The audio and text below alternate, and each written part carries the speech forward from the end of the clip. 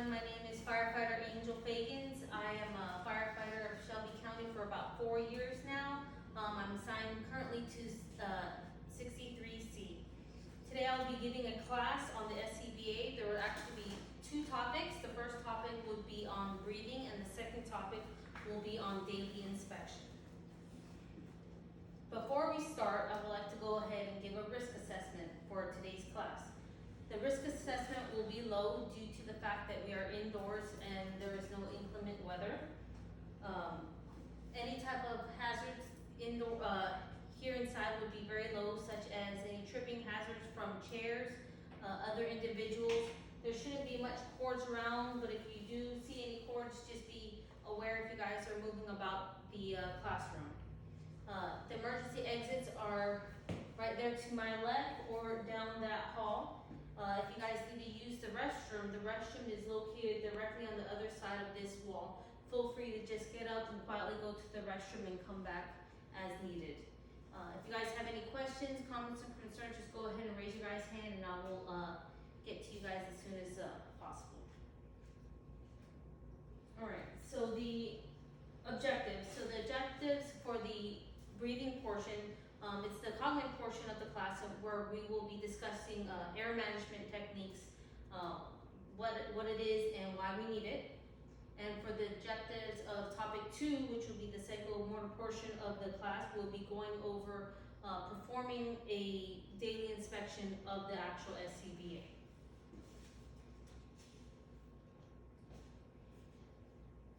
The way that I will be conducting my class, I'll be dividing up into 2 sections.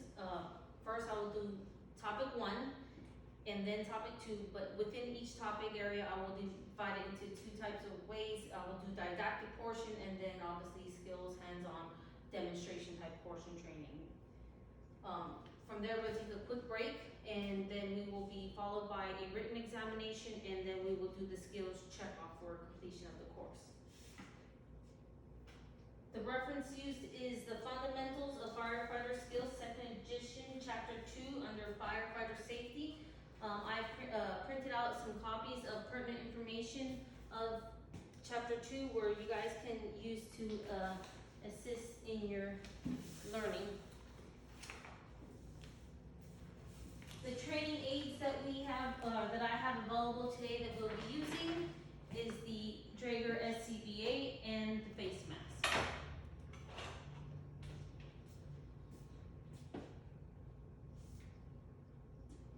So, real quick, why do we need an SCBA? To breathe while in smoke. Correct, to breathe while you guys are in a dangerous environment. Yeah.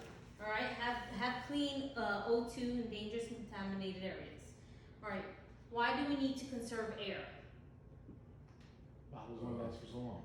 Bottles only last for so long? Yeah, in case we need to get out of there. Exactly, Yeah. because air is gonna run out. Yeah.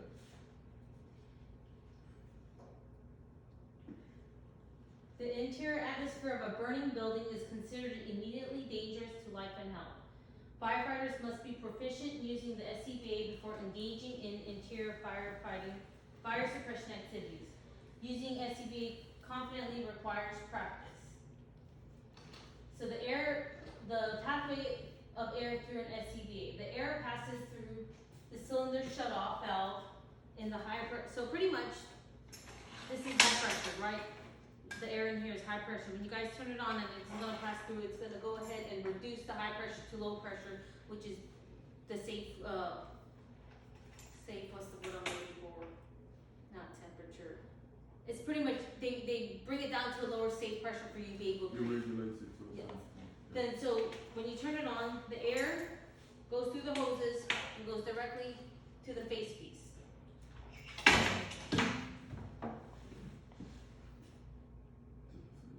Are the face pieces adjustable? The face pieces, yes, they are adjustable. So whenever you guys get a face piece assigned to you, you guys have to get this fit tested. So just because, you know, I have a smaller head than you, you will have probably a larger face mask and you have to make sure it fits right and that you're able to use it. Okay. So from the face piece, the air is inhaled through the air passages and obviously your lungs. You're inhaling the air.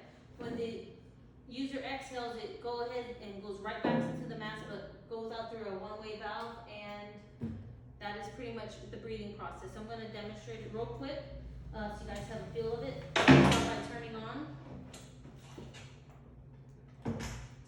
the air bottle, What's that noise? the pass device. Oh, okay.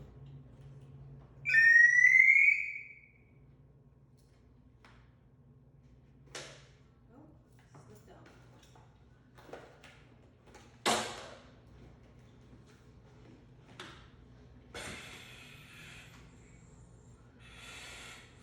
If you guys can hear, each time I take a breath, the air goes into the mask.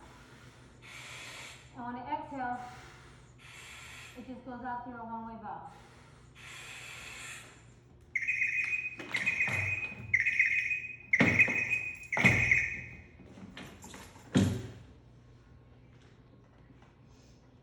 Do you guys have any questions so far? What was that noise going on? The noise, that's pretty much You had to shake it? so it's a security measure put in place where in case a firefighter is down and there is no movement, it activates the alarm to signal other firefighters to let them know where their location is. Oh, that's dope. So the reason why I shook it, or if you are using it in an actual environment and you know you're standing still, Like false waiting, alarm. Like false that. alarm, exactly. You just Yeah. shake like, no, I'm good. Does the mask take, is it, so as soon as you put it up to your face, you can just start breathing? You want to tighten it down because if air seeps out through the edges of it, then you don't have a good complete seal. Hmm. But I was just demonstrating, so I just held it tightly against my face. But you want to go ahead and tighten it down to your face for optimal use. Gotcha. Okay, so right now we're gonna move along to, I'm sorry. We're gonna talk about the skip breathing technique. Skip breathing helps conserve air. So pretty much skip breathing, you take a short breath, hold, and take a second short breath. Do not exhale between breaths, thus hold. So when you relax, you wanna relax with a long, slow exhale, and each breath should take about 5 seconds. So you take a breath, pause, take another short breath, and then slowly exhale. So why do you guys think they created this skip breathing technique? I guess ways to maximize your air. Air conservation, that is correct. Alright, so, do you guys have any questions? Okay. How often do you inspect them?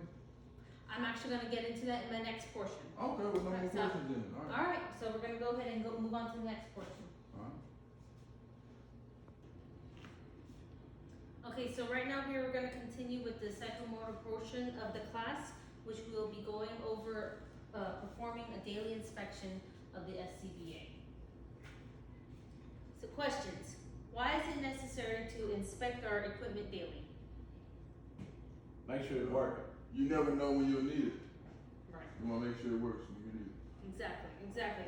You guys don't want any type of inoperable device. You don't want to have to go into a dark area and your flashlight doesn't work, right? You guys don't want to go climbing up the ladder and the ladder's broken because y'all are gonna fall. So same concept with the SCBA. You want to make sure you inspect your SCBA because that right there, that's one of your lifelines. That's your air. That's your life. Right? So upon inspecting your SCBA, you guys find deficiencies. What should you do if you guys find deficiencies with your SCBA? Fix it. Report it. Report to somebody who's qualified to fix it. Okay, and you said fix it. Fix it. So it's a combination of both. If it's minor, you go ahead, fix it, okay? But what you guys definitely wanna do is report it to your chain of command. So report it to your lieutenant and they can contact the right personnel that can properly fix it. So unless you are a trained technician on this type of device or piece of equipment that is further than just something that minor things, then yes, you wanna go ahead and report that. So like, if you got like a hose in your LED, putting duct tape on it, it's not sufficient. No, that probably wouldn't be a good idea. It's not sufficient. So report it, and don't use it. Don't say, well, we might not need it. No, just go ahead, take it out of service. Gotcha. No, If no, somebody who's qualified does it, then it's okay. Yes. I got better duct tape, gotcha. Alright, so daily inspection of the SCBA. First thing you wanna do is you check the backpack and the harness straps. You then wanna check the air pressure. Once you connect it, you then wanna check the air pressure, after you turn it on with the air cylinder valve and the gauge pressure. So you guys are looking on the bottle, and then when you guys connect it and turn it on, you're gonna compare it with what the gauge says. Backpack and harness straps. Which gauges are we checking? I will show you that in momentarily. Alright, so 3, you wanna check the condition of all hoses while pressurized. Why do you guys think that? See if it's leaking. Exactly. And how can you tell if it's leaking? Hits. It'll be leaking. You hear it. Sound, You hear it. visual, You be cold at. feeling it, exactly. Mm. So then you also wanna activate, if your SCBA has it, you wanna go ahead and activate the pass device. Why do you guys wanna do that? Make sure it works. Make sure it works. Yeah. That's pretty much what we're doing for our daily inspections. Make sure it works every single day.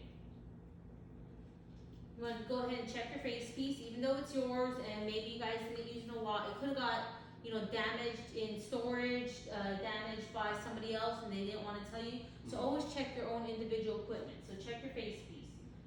Next you want to go ahead and check connect the regulator, to the face piece and take test breaths. Same reason why, to make sure it works. You want to go ahead and close the cylinder valve and open the purge valve to bleed the pressure. Check the function and activation pressure of the low air alarm and then close the bypass valve. So start it up, turn it up, start it up, turn it down, beginning to end. Then once you're done with that, you want to go ahead and document all necessary paperwork. So pretty much what you guys want to do is on your guys' daily check-offs, you want to go ahead, on our job, what we do is we have time, we check off each area that we checked, and then initial. So proof that you did it that day, so in case on another day, a following day, somebody comes back and says, well, this wasn't working, you have proof. So that is why documentation is always important. Alright, so I'm gonna go ahead and go over the process with you by showing it to you guys on it itself. So first thing you want to do is, like I said, check all the harness straps and buckles. Make sure that there's no tears, that it's clean, free from any type of debris. Just do a visual check initially and visually checking. Make sure all the buckles are there. Like I said, operable, checking on. Good thing to check also is the buckle. Make sure that it is securing. That these tighten and loosen. Is it best to leave them tight or loose? It's however you guys fit best. So some people, they might want it tight. Some people might want it loose. Are you talking about while you're checking it? Before you put it on. Oh, when you put it on, it'd be best, in my opinion, because each person is itself. I like it loose to make sure I have enough room to get it on me, and you tighten down snug on yourself. Check. Okay? Good question. Thank you.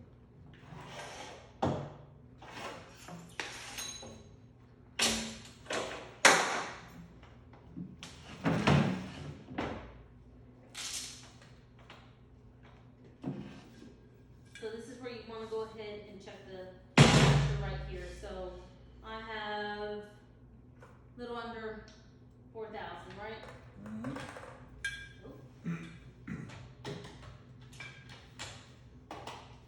So this is a one person job. You should do this like check Yes, it you out. can.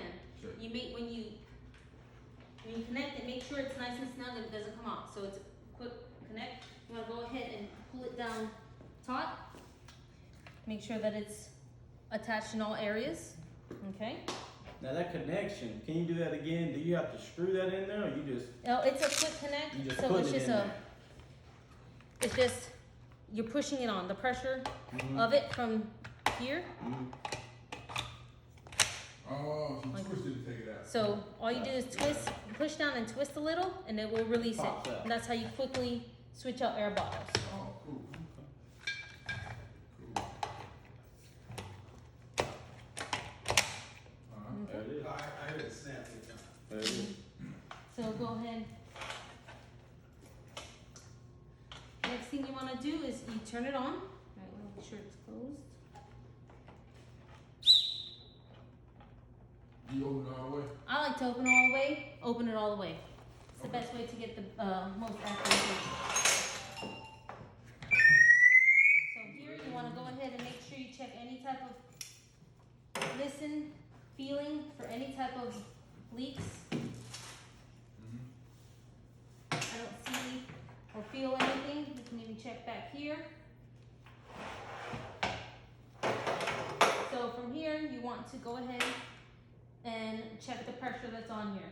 So on here, it says 3760, and I said a little under 4,000, right? Mhm. Okay, so you know that it's accurate. So it's within the operable range and a normal range. Okay, from here, you want to go ahead and connect to your face mask.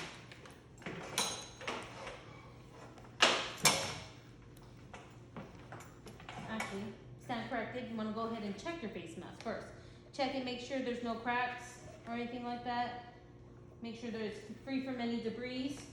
That all straps are operable and they are working. So I don't see any deficiencies. If you guys hear the patch device going off, that's an alarm. Mhm. And I think, like I mentioned earlier, it's a safety precaution device to help other firefighters locate you if you guys are in any type of danger or need some assistance. So what does it go off like every 2 minutes? I will go back and find that answer for you.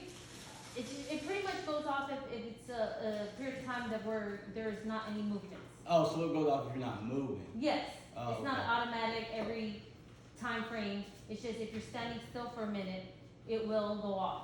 Because it's supposed to represent like a downed firefighter that's unconscious and unable to move. Got you. Okay. So after, like I said, after checking your face piece, you wanna go ahead and connect. So you wanna make sure there's a snap, you can hear it click when it connects. I'm gonna go ahead and push this to release it. Try it again. So now that I know it's snug, connected, because if it comes off, that's your lifeline, right? This is you guys' air, this guy's breathing. I'm gonna go ahead and take a couple test breaths.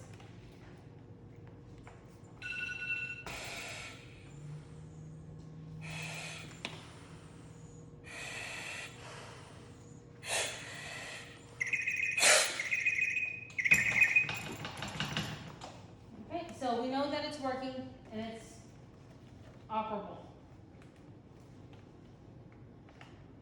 Next, you want to go ahead and turn it on.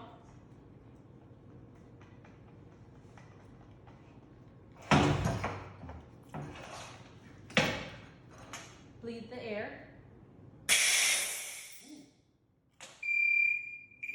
Close it.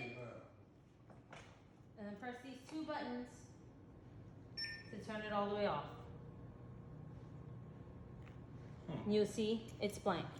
Now sometimes people might accidentally think they get it, it'll go off and you just have to come back and hold it down until I'm gonna go ahead, what I like to do is, once I'm done with everything, if I don't do it myself, Time to go to reset. exactly, do reset. I wanna go ahead and put all the operable pieces back together. Another thing you can do too is make sure that this is adjusted to your height or desired position. Oh, I'm of a shorter stature, so I prefer it to be really close down. So you go ahead, and then you just go ahead and put it back in the apparatus.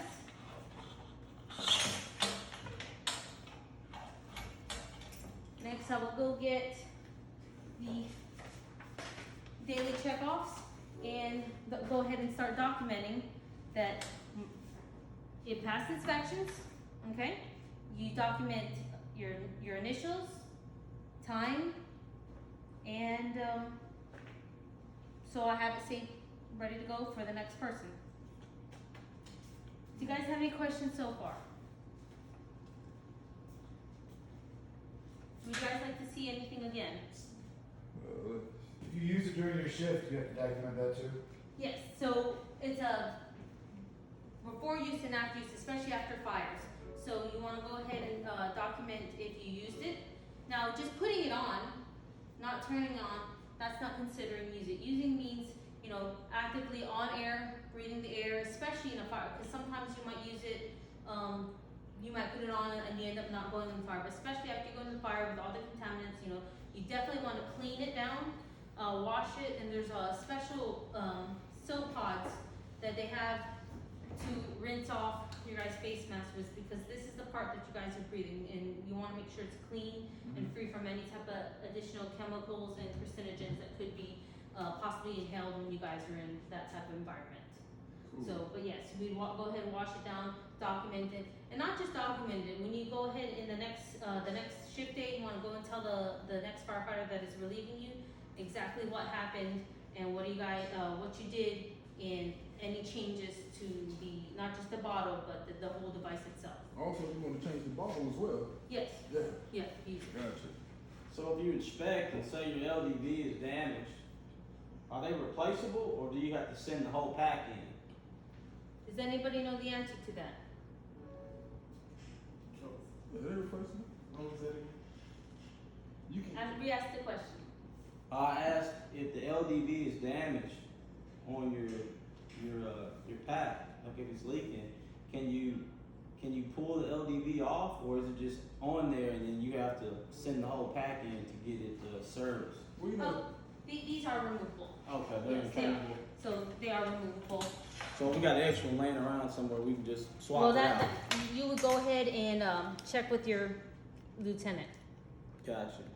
Okay. so. Okay. Hold on.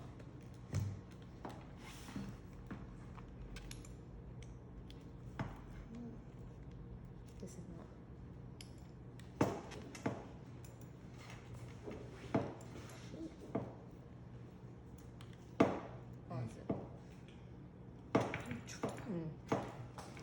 There you go. There it is. I see now. Okay. So Okay. The you newer can- ones are harder. If this one is damaged, go ahead and just remove. Don't say that I told you, just you go Talk notify to your lieutenant, Yeah. and they he'll will get go it, through the proper chain. and we'll get it replaced. Okay, gotcha. So that comes out. ready for Any other questions, comments, concerns? it. No, ma'am. I think I'm Alright, ready. this concludes my class.